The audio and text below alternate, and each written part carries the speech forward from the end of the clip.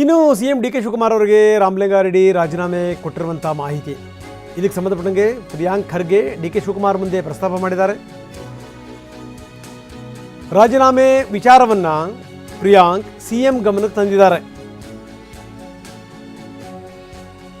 ಮುಖ್ಯಮಂತ್ರಿ DK ಶಿವಕುಮಾರ್ ಅವರ ಗಮನಕ್ಕೆ ತಂದಿದ್ದಾರೆ ಪ್ರಿಯಾಂಕ್ ಖರ್ಗೆ.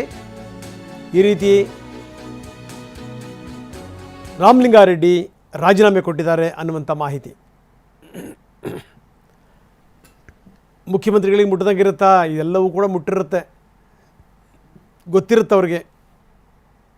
ಈಗ ಅವರೇನು ಅಕ್ಸೆಪ್ಟ್ ಮಾಡ್ತಾರೋ ಇಲ್ವೋ, ಮನವೊಲಿಸ್ತಾರ ಏನು ಎತ್ತ,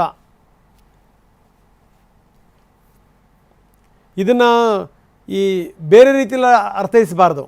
ಯಾಕಂದರೆ ಇವ್ರಿಗೇನಾದರೂ ಬಗ್ಗಿಬಿಟ್ರೆ ಬೇರೆಯವರೆಲ್ಲ ಅದೇ ಹಾದಿ ಹಿಡಿದು ಬಿಟ್ರೆ ಅಂತ. ಯಾಕಂದರೆ ರಾಮಲಿಂಗಾರೆಡ್ಡಿ ಅವ್ರದ್ದು ತೂಕ ಬೇರೆ, ಬೇರೆಯವ್ರದ್ದು ಬೇರೆ.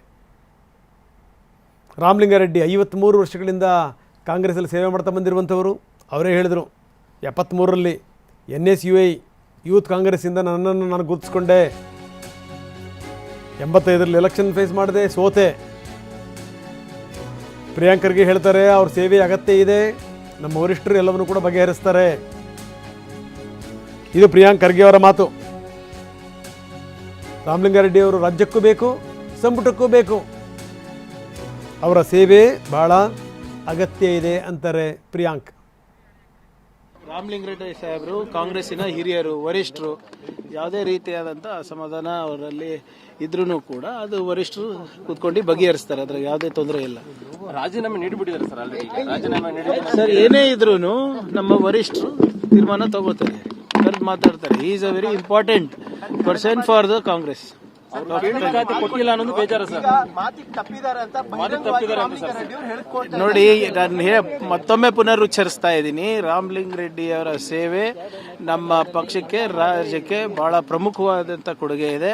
ಅವರ ಸೇವೆ ಅಗತ್ಯ ಇದೆ. ಏನೇ ಇದ್ರೂ ಕೂಡ ನಮ್ಮ ಪಕ್ಷದ ವರಿಷ್ಠರು ಅದನ್ನ ಬಗೆಹರಿಸ್ತಾರೆ. ಖಂಡಿತವಾಗಿ like I told, is very important for the party, is very important for the state. 9 ಸಾರಿ ಗೆದ್ದವರು, ಅವರ ಅನುಭವ ನಮಗೆ ಬೇಕೇ ಅಲ್ವಾ?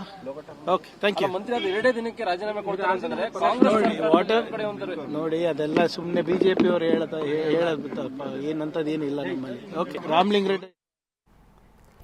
ಸೊ ಇದು ನಮ್ಮ ಪಕ್ಷಕ್ಕೂ ಬೇಕು, ನಮ್ಮ ರಾಜ್ಯಕ್ಕೂ ಬೇಕು ರಾಮಲಿಂಗಾರೆಡ್ಡಿ ಅಂಥವರ ಸೇವೆ. ಹೀಗಾಗಿ ಏನು ಎದ್ದಿದೆಯಲ್ಲ ಇದೆಲ್ಲವನ್ನೂ ಕೂಡ ನಮ್ಮ ನಾಯಕರು ಬಗೆಹರಿಸ್ತಾರೆ, ನಮ್ಮ ವರಿಷ್ಠರು ಇದನ್ನು ಮ್ಯಾನೇಜ್ ಮಾಡ್ತಾರೆ. ರಾಮಲಿಂಗಾರೆಡ್ಡಿ ಸಂಪುಟಕ್ಕೂ ಇಂಪಾರ್ಟೆಂಟು, ರಾಜ್ಯಕ್ಕೂ ಇಂಪಾರ್ಟೆಂಟು. ಹೀಗಾಗಿ ನಾವು ಅಂತಂದರೆ ನಾವು ಅವ್ರ ಸೇವೆಯನ್ನು ಬಳಸ್ಕೊಳ್ತೀವಿ, ವರಿಷ್ಠರು ಸುಮ್ಮನೆ ಇರಲ್ಲ, ಇದೆಲ್ಲವನ್ನು ಕೂಡ ಸರಿ ಮಾಡ್ತಾರೆ ಅಂತಾರೆ ಪ್ರಿಯಾಂಕ್.